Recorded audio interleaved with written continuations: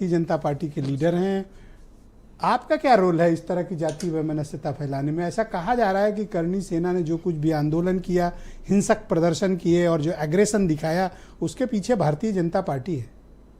नहीं देखिए विजय जी, थोड़ा सा मैं भी चाहूँगा। हाँ बिल्कुल बिल्कुल। अभी मैं समाजवादी पार्टी को सुन रहा था। देखिए भारतीय जनता पार्टी का नारा है सबका साथ, सबका विकास और सबका विश्वास। उसके आधार पर हमारी केंद्र की सरकार और प्रदेश की सरकार, योगी जी की सरकार काम कर रही है और बड़े पैमाने पर जनता का झुकाव भारतीय जनता पार्टी की तरफ है और हमको सफलताएं भी मिल रही। राजनीति में, लोकतंत्र में मतदान सबसे बड़ी सफलता का परिणाम होता है और वो परिणाम निरंतर भारतीय जनता पार्टी के पक्ष में आ रहा है। मैं गिनाना नहीं चाहता, बहुत समय लगेगा, हमारे सभी विद्वान मित्र जानते हैं। दूसरी बात, इतिहास की चर्चा आप कर रहे थे और करणी सेना की चर्चा कर रहे थे। अभी समाजवादी पार्टी के साथी हमारे बहुत लोकतंत्र की बात कर रहे थे, अत्याचार अन्याय की बात कर रहे थे। उन्होंने क्या कहा, कैसे कहा? जो राज्यसभा के अंदर सुमन का बयान है वो बहुत ही निंदनीय है, इतना निंदनीय कि जिसकी कल्पना नहीं की जा सकती।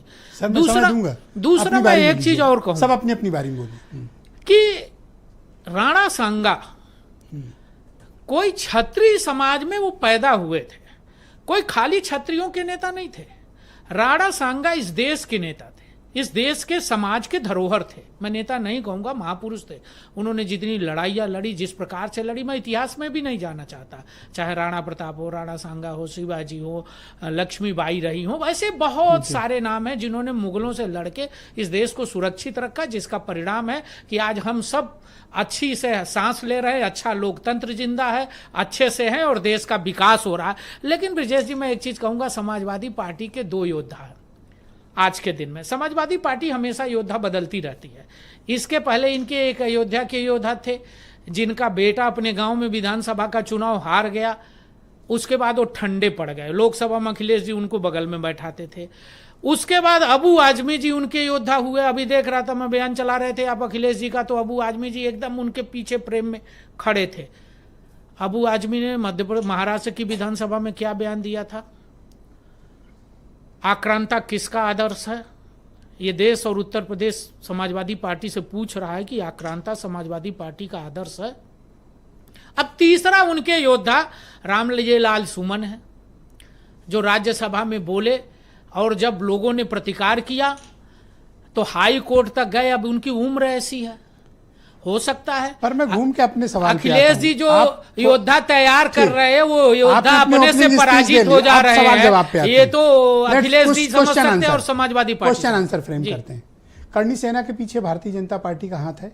नहीं देखिए ब्रजेश जी, भारतीय जनता पार्टी उत्तर प्रदेश के 25 करोड़ लोगों के पीछे खड़ी है। करणी सेना के पीछे भी आप? नहीं, हम 25 करोड़ लोगों के पीछे खड़े हैं। हम 25 करोड़ लोगों के विकास चाहते हैं, हम 25 करोड़ लोगों की तरक्की चाहते हैं। और करणी सेना का नाम लेने में कोई परेशानी? करणी सेना एक संगठन है, वो आंदोलन कर रहा है अपनी मांगों को लेके। तो आप उसके सपोर्ट करते हैं? हम तो पूरे उत्तर प्रदेश के साथ हैं, हम तो कर रहे 25 करोड़ के उनका साथ। जो प्रदर्शन में एग्रेशन और हिंसक वातावरण बनाने की कोशिश, किस हिंसा की बात कर रहे हैं? किस हिंसा की बात कर रहे हैं? वो भी समाजवादी पार्टी के सामने, जिस पार्टी का इतिहास ही हिंसा से शुरू हुआ। मुलायम सिंह यादव जी ने लोक दल को तोड़ के समाजवादी पार्टी बनाई थी।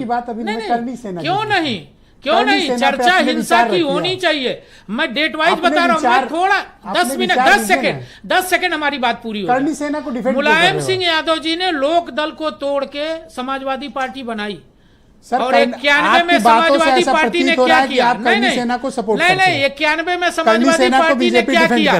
समाजवादी पार्टी ने 91 में 3 काम किया। उनके गलत प्रदर्शन को 93 में जो काम किया वो याद दिलाना चाहते हैं। हाई कोर्ट पर हमला किसने किया? Thank you sir. Samajwadi party ने। हाई कोर्ट पर हमला किसने किया? समाजवादी पार्टी पर। न्यायालय पर हमला, अखबार पर किसने हमला किया? अखबार वालों को किसने लूटा, मारा किसने? समाजवादी पार्टी ने। अभी रिसेंटली अखिलेश यादव ने एक दिन दैनिक जागरण जैसे अखबार को कह दिया कि साहब इसको मत पढ़ो। आपका करणी सेना से क्या रिश्ता है? मैं तो, और ये रिश्ता क्या कहलाता है? मेरी तो 25 करोड़ लोगों सर, आप प्लीज वेट करना जी। Thank you. मैं सर बिल्कुल टाइम दूंगा आपकी बारी में। आपके प्रश्न पर जवाब मैं बिल्कुल दूंगा सर। मेरे तो आपने भी नहीं दिया। Okay sir, please cooperate. Okay Surendra ji, मैं आपसे जानना चाहता हूँ कि क्या इस तरह